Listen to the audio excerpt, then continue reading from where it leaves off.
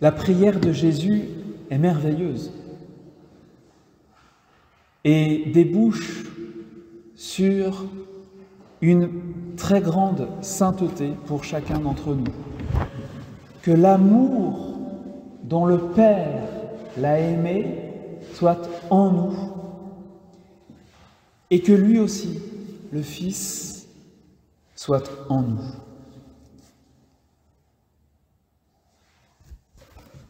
La douceur en pensée, parole et action. Rien d'amer, rien de violent, rien de dur. Être du miel, un air léger et embaumé, du velours, quelque chose de tendre, de rafraîchissant, de consolant, de suave pour tous les hommes. C'est un des devoirs imposés par la charité envers les hommes. Ce sont des mots du bienheureux Charles de Foucault, lui qui, comme tant d'autres saints, a réalisé cette perfection de la charité, un homme en qui s'est accompli pleinement la prière de Jésus qui s'est trouvé exaucé dans ce frère de Foucault. Et le portrait idéal qu'il vient de dresser sous nos yeux, c'est vraiment la réalisation de cette prière de Jésus. Dieu merci, et nous les avons fêtés hier, les saints ne manquent pas dans l'Église, c'est merveilleux. Mais lorsque nous considérons les paroles du Christ, la bonté du Christ, la grandeur, la splendeur de la sainteté, on pressent bien qu'une purification est nécessaire pour n'être plus que douceur, humilité, indulgence, bonté, tout ce que Charles de Foucault vient de dire avec des mots merveilleux. La purification est nécessaire, une grande purge pour faire disparaître tout ce qu'il y a de noir en nous, tout ce qui est non-amour, tout ce qui jure avec le portrait que je viens de dresser devant vous en reprenant les paroles de Charles de Foucault. Il peut y avoir des personnes très pures qui se sont laissées entièrement pénétrer par l'amour de Dieu, par Dieu lui-même. Et pour elles, disait Benoît XVI dans son encyclique sur l'espérance, le fait d'aller vers Dieu conduit simplement à l'accomplissement de ce que ces personnes sont d'ores et déjà. Mais si la transformation, si l'inondation, la pénétration de Dieu dans l'âme n'est pas aboutie, si l'amour en nous n'a pas triomphé d'une manière totale, il faudra finir ce qui a été commencé. L'amour de Dieu doit être en nous. L'amour dont le Père a aimé Jésus doit être en nous et régner totalement. Si ça n'est pas le cas lorsque nous rendrons notre dernier souffle, eh bien, il faudra que l'invasion continue et s'achève au purgatoire. Aucun nuage noir ne doit venir obscurcir le bleu du ciel. Aucune imperfection ne doit ternir l'éclat de l'or. Qu'est-ce que le purgatoire? Non pas une punition, mais une miséricorde de plus pour que l'invasion de l'amour pour laquelle Jésus a prié aboutisse totalement. Le purgatoire, c'est l'invasion de l'amour qui élimine tout ce qu'il y a de noir en nous. Et c'est pour que cette invasion de l'amour aboutisse que nous prions pour les morts. Nous ne prions pas pour les saints, nous prions pour les autres. Qu'est-ce que le purgatoire? L'abrégé du catéchisme de l'Église catholique le dit. Le purgatoire est l'état, ce n'est pas un lieu, c'est l'état de ceux qui, mourant dans l'amitié divine, c'est déjà bien, c'est déjà merveilleux d'être les amis de Jésus. Le purgatoire est l'état de ceux qui, mourant dans l'amitié divine, mais qui, tout en étant assurés de leur salut éternel, ont encore besoin de purification pour entrer dans la béatitude du ciel. Notez bien ceci, et c'est capital. Les âmes du purgatoire sont sauvées, et elles le savent. Elles sont sûres et certaines de voir Dieu, entre guillemets, un jour. Elles sont sûres et certaines d'être sauvées, ce qui n'est pas notre cas. Puisque vous et moi peut-être plus que vous, on peut encore dire non à l'amour, on a encore du temps pour ça. On peut encore piétiner l'amour du Christ, lui jeter ses grâces à la figure, on peut encore renier le Christ jusqu'à la mort. Tant qu'on n'est pas mort, ça peut encore se faire. Alors on prie pour être fidèle, on reçoit les grâces de Dieu pour rester les amis du Christ. Mais pour les âmes du purgatoire, c'est bien clair, rien ne pourra plus désormais les séparer de l'amour de Dieu, rien ne pourra plus les séparer de lui. Les âmes du purgatoire sont sauvées pour toujours. Cependant, les âmes du purgatoire souffrent. Et d'après les mystiques, les saints qui ont eu des échanges particuliers, des messages particuliers avec le ciel, ou certaines âmes du purgatoire, comme Sainte Catherine de Gênes par exemple, eh bien, il semble qu'elles souffrent beaucoup. Beaucoup. Beaucoup. Beaucoup. Elles s'enflamment, ces âmes. Elles sont inondées par l'amour de Dieu qui ne régnait pas sur terre en elles.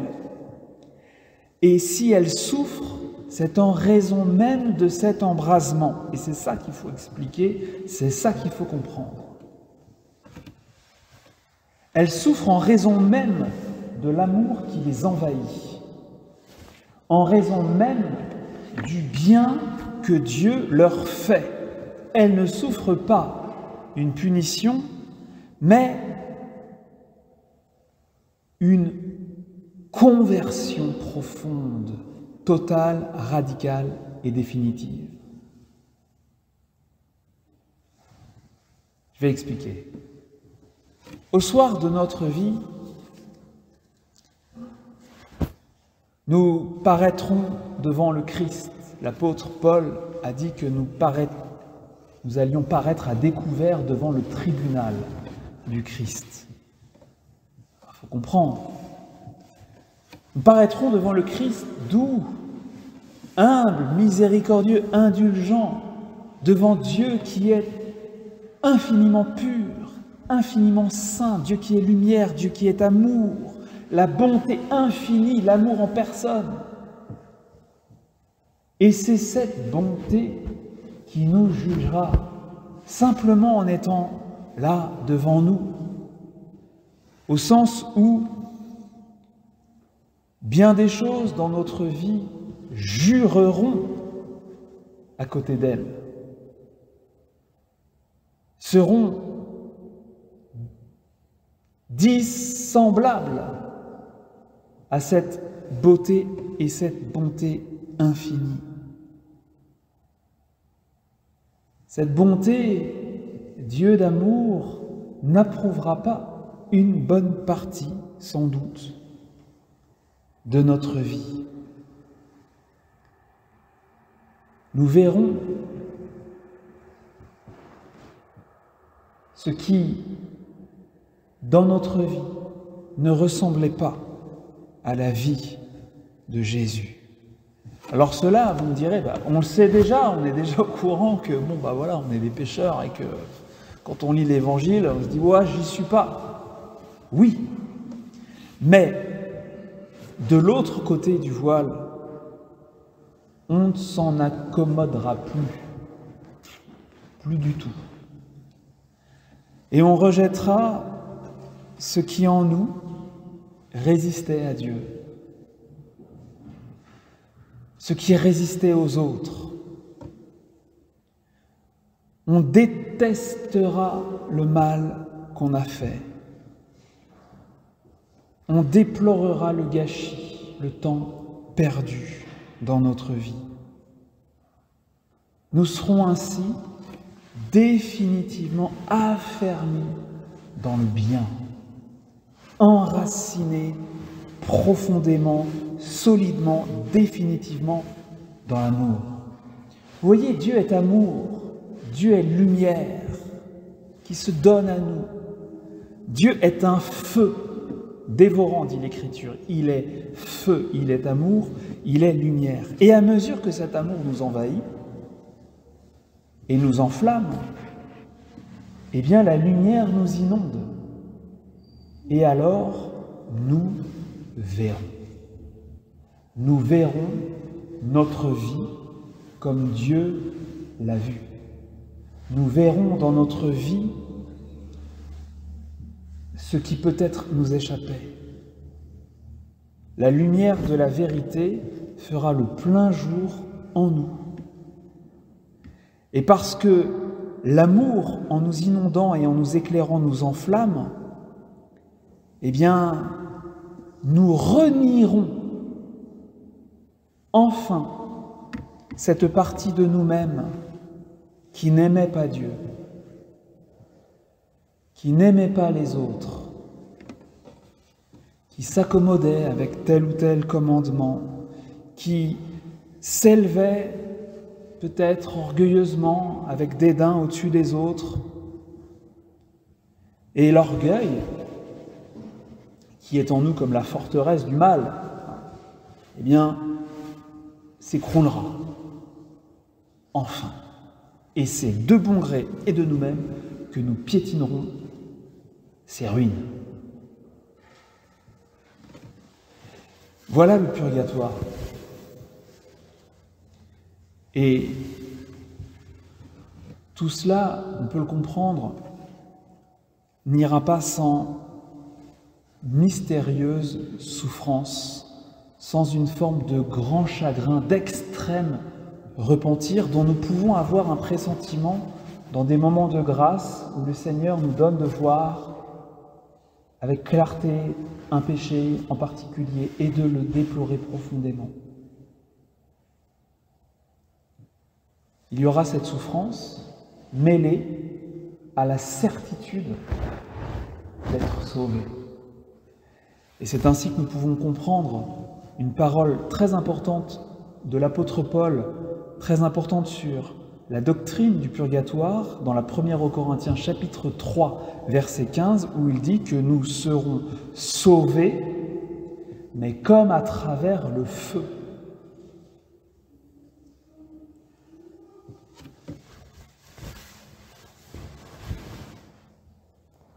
Une question peut-être se pose dans l'une ou l'autre tête.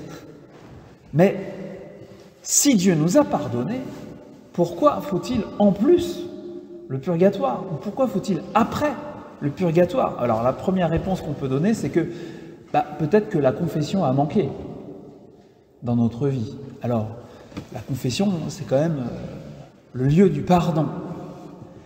Mais encore, eh bien là, il faut distinguer nos péchés et les conséquences que nos péchés peuvent avoir dans nos vies, dans notre personne et dans la vie des autres.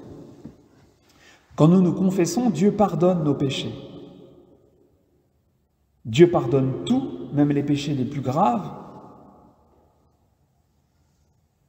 mais les péchés commis, en particulier ceux qui se répètent souvent, laissent un certain désordre, soit en nous, soit dans les autres. Exemple, si je vole, je reçois l'absolution, je suis pardonné, mais enfin il y a quand même quelque chose qui a disparu, qui est passé de la poche de mon voisin à la mienne. Il y a un désordre qui demeure, bien que le péché ait été remis. Et donc il faut réparer. Et parfois c'est impossible ou très difficile de réparer. C'est l'exemple que prend saint Philippe Néri pour parler de la médisance. Là, vous prenez une poule et vous plumez la poule et vous jetez les plumes au vent. Eh bien, essayez après d'aller remettre les plumes dans la poule. Ça va être difficile. Il y a parfois, quand le mal est fait, le mal est fait et les conséquences sont là. Alors, vous pouvez recevoir le pardon de Dieu, mais il y a un désordre qui demeure et ce désordre doit être réparé.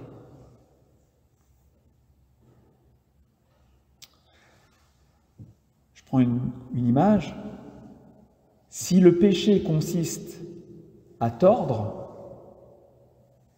l'absolution, le pardon de Dieu, absout cette faute d'avoir tordu.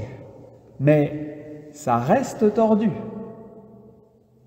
Et la pénitence ou le purgatoire consiste à redresser. Voilà.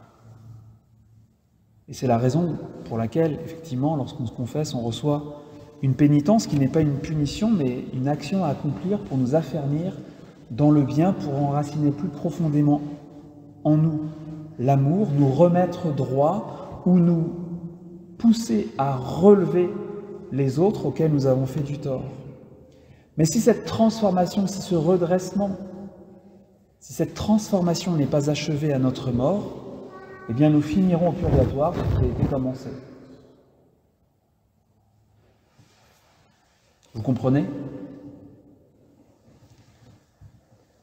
Donc, nous ferions bien d'être un peu plus ardents dans la pénitence ici-bas.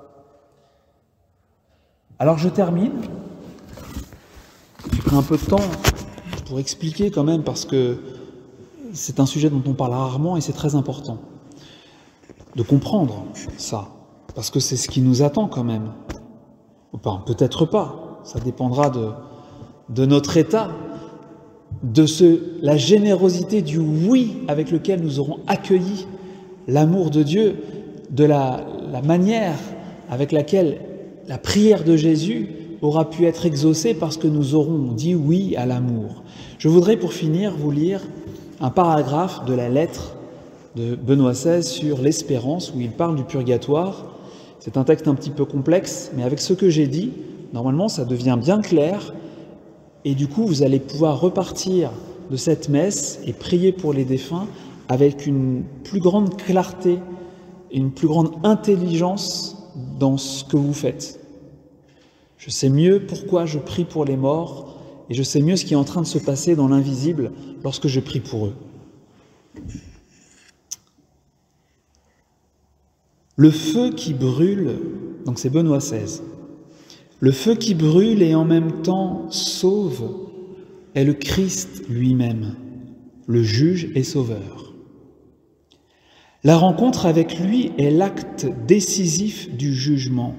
Devant son regard s'évanouit toute fausseté.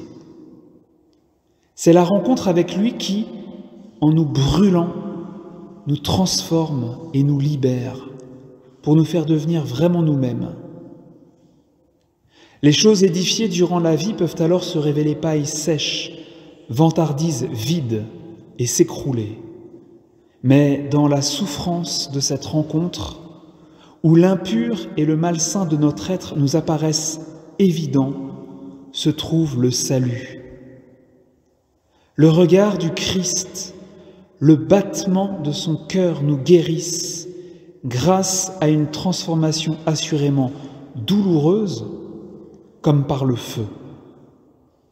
Cependant, c'est une heureuse souffrance dans laquelle le saint pouvoir de son amour nous pénètre comme une flamme, nous permettant à la fin d'être totalement nous-mêmes et par là totalement de Dieu. Si le purgatoire consiste simplement à être purifié par le feu dans la rencontre avec le Seigneur, juge et sauveur, comment alors une tierce personne peut-elle intervenir, même si elle est particulièrement proche de l'autre? Quand nous posons une telle question, nous devrions nous rendre compte qu'aucun homme n'est fermé sur lui-même. Nos existences sont en profonde communion entre elles, elles sont reliées l'une à l'autre au moyen de multiples interactions. Nul ne vit seul, nul ne pêche seul, nul n'est sauvé seul. Continuellement, la vie des autres entre dans ma vie, en ce que je pense, je dis, je fais, je réalise, et vice-versa. Ma vie entre dans celle des autres, dans le mal comme dans le bien. Ainsi, mon intercession pour quelqu'un n'est pas du tout quelque chose qui lui est étranger, extérieur, pas même après la mort. Dans l'interrelation de l'être, le remerciement que je lui adresse, ma prière pour lui, peuvent signifier une petite étape de sa purification. Voilà mes frères, mes sœurs, dans cette Eucharistie, le corps de Jésus nous est donné, et dans son corps, son cœur qui est une fournaise. C'est le moment pour nous d'être inondés par l'amour qui purifie, qui illumine, qui divinise. Et c'est le même amour, le même Jésus qui inonde de sa grâce nos frères, nos sœurs défunts et qui vient maintenant nous visiter dans cette Eucharistie. Amen.